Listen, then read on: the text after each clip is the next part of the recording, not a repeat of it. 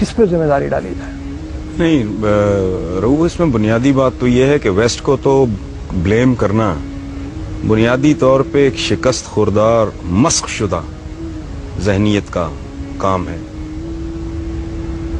मैं कमजोर हूं, आप ताकतवर हैं, तो मुझे अपनी कमजोरी पे कंसंट्रेट करना चाहिए, so that you can not abuse my weakness. एक बात। दूसरी बात यह है कि वेस्ट, खासतौर पे अमेरिका की आप बात कर रहे हैं, ये तो वैसे जुमा 8 दिन की बात, आपकी तो सारी तारीख ही इस तरह, आपकी सारी तारीख एक दूसरे की गर्दनें काटने पर मुश्तमिल है। यहां मैं एक बात की वजाहत में अक्सर करता हूं कि भाई जब तारीख को देखो तो बगैर तस्सुब के देखो।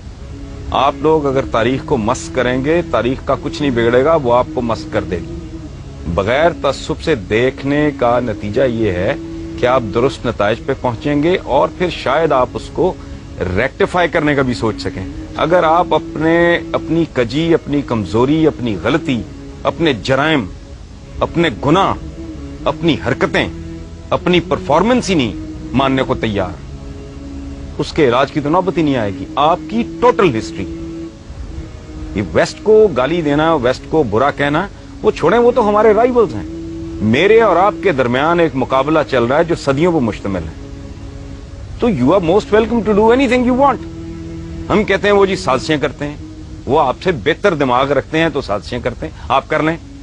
अब झूठ है ये बर्रे सगीर की तारीख उठा के देख लें, लॉर्ड क्लाइव के साथ 200-250 गोरा था, बाकी सारे हम ही लोग थे, हमारे ही बुजुर्ग थे। बक्सर की लड़ाई में शाह आलम सानी का इन्होंने जो हशर किया है, लड़ने वाला कौन था उसके खिलाफ? बाबर को किसने निकाला था फरगना से? उसके चचाओं ने। यहां के उसने किसकी गर्दन उतारी सबसे पहले? इब्राहिम लोदी की।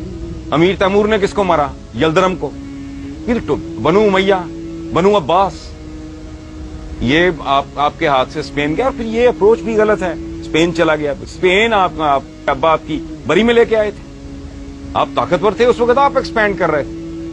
आज वो ताकतवर हैं, वो एक्सपैंड कर रहे हैं। जब आप अपना वर्ल्ड ऑर्डर, जब आप में सकत थी, दम था, जान थी, तो आप अपना वर्ल्ड ऑर्डर इंपोज कर रहे थे। आज वो कर रहे हैं। रोना किस बात का? उसको गाली मत दें, अपने गिरेबान में झांकें। हमारे पंजाबी में कहते हैं अपनी मंजी तले डांग फेरो, तो समझ आए। आपकी टोटल तारीख, यलदरम पूरे यूरोप को उसने आगे लगाया हुआ था। अमीर तैमूर साहब यहां से रवाना होते हैं, जाके उसका सत्यानाश कर देते हैं। मुगलों का दौर देख लें, कहते हैं जी अंग्रेज ने डिवाइड एंड रूल किया। किधर डिवाइड एंड रूल किया? अंग्रेज तो आया को जहांगीर के जमाने में गालिबन, please correct me if I am wrong, sir Thomas Roe वगैरह। उससे पहले जो आपस में एक दूसरे की गर्दनें काट रहे थे, उस वक्त आया जिस वक्त बाबर आया, और अंग्रेज जहांगीर के दौर में तकरीबन उस वक्त। ठीक है, अच्छा, उससे पहले जो मुगल शहजादे एक दूसरे की गर्दनें काट रहे थे, बाप को अंदर कर रहे थे, सगे भाई मार रहे थे, शेरशाह उनके साथ लड़ गया। ये टोटल पावर प्ले है, सदियों से चल रहा है। मोहम्मद बिन कासिम को खाल में सी के बुश ने भेजा था। अबैदा बिन जराह के साथ क्या हुआ था? आपके जितने जनरल्स हैं जिसको आप इतना ग्लोरीफाई करते हैं, कभी अपने बच्चों को पढ़ाएं, उनके अंजाम क्या हुए थे? इन लोगों के साथ क्या किया आपने? करने वाले कौन थे? अब ये कदम कदम पे साजिशें ढूंढना, उनमें कीड़े डालना और लोगों को बताना कि जी वी आर द बेस्ट। तो मुझे एक और बात बताएं आप लोग, ये यंगस्टर्स बैठे हैं, ये गद्दार पैदा करने का ठेका आपने क्यों लिया हुआ है? गद्दार आप में ही यहां क्यों पैदा होते रहे हैं, गोरों में क्यों नहीं हुए? उसकी वजह है रऊफ साहब, गद्दार एक खास कल्चर में पैदा होता है, जहां फर्द और रियासत का मुफाद इस तरह हो जाता है ना, वहां गद्दार पैदा नहीं होते। सर थॉमस रो ने जहांगीर में से उसके बेटे का उसने इलाज किया, वो ठीक हो गया। उसने इनाम के तौर पे कहा कि इसके बराबर, इसके वजन के बराबर, वो मोटा आदमी था, सोना तोल के इसको दो। उसने कहा कि बादशाह सलामत, मुझे सोना नहीं चाहिए, मेरी कौम को अपने मुल्क के साथ ट्रेड करने की इजाजत दे दें। आपके पास ये वफा 2007 में नहीं है।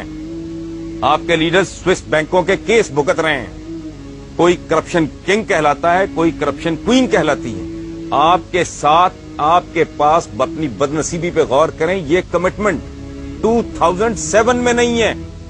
जो गोरे के पास, चूंकि मैग्ना कार्टा के बाद उन्हें ये एहसास उनके अंदर जन्म लेने लगा था कि मेरा और मेरे मुल्क का, मेरी स्टेट का मुफाद तो ये इस तरह की बात है। अच्छा, मैं एक छोटा सा सवाल यहाँ पे और पूछूं, चूंकि बुनियादी तौर पे जिस तरफ हमें चलना है, हम आज की बात करें, माजी के सबक जो है उससे हमें सीखना चाहिए, लेकिन क्या कोई ऐसी सूरत हाल हो सकती है, इस वक्त 3 मकतबे फिक्र के लोग हमारे पास मौजूद हैं, कोई एक चीज़ के ऊपर हम इत्तफाक कर लें, क्या ऐसी कोई सूरत हाल नजर आती है कि बाहर को हम जो, क्योंकि देखिए ना पूरी दुनिया हमारी तरफ देख रही है, सारी दुनिया में इस वक्त मलून और मतून जो है वो मुसलमान है, हरकतों की वजह से नहीं, लेकिन कोई फ्यूचर में कोई सूरत नजर आती है कि शायद हम तालीम हासिल करें, हम इंसान की रऊफ साहब, जहां आज इंसान खड़ा है इसमें आपकी कंट्रीब्यूशन क्या है?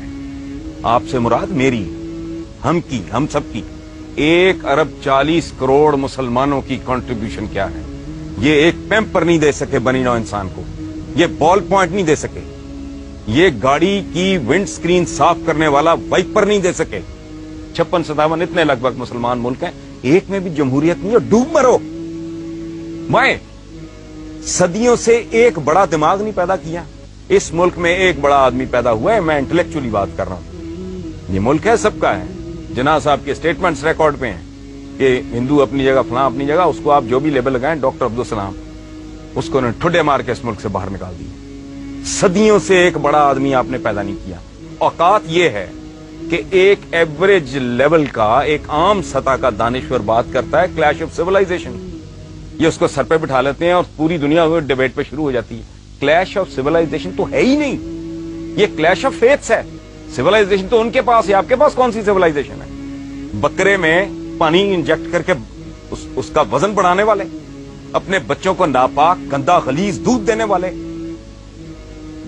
लाइफ सेविंग ड्रग्स में मिलावट करने वाले, जाली दवाइयां बनाने वाले, ला कानून, किसी मुल्क में ना आईन है ना कानून है, ना आवाम की कोई इज्जत है ना इज्जत है नफ्स है। आप रोटी नहीं दे सकते, इज्जत तो दें, आप वो भी नहीं दे सके। कौन सी ऐसी चीज, मुझे इतने यहाँ बच्चे बैठे हैं, इतने माशाल्लाह इस मुल्क की क्रीम बैठी है, मुझे एक बात, मैं दावा कर रहा हूं इतना बड़ा, एक बात बताएं जिस पे आप फख्र से कह सके कि ये हमारे पास है जो दुनिया में और कहीं नहीं।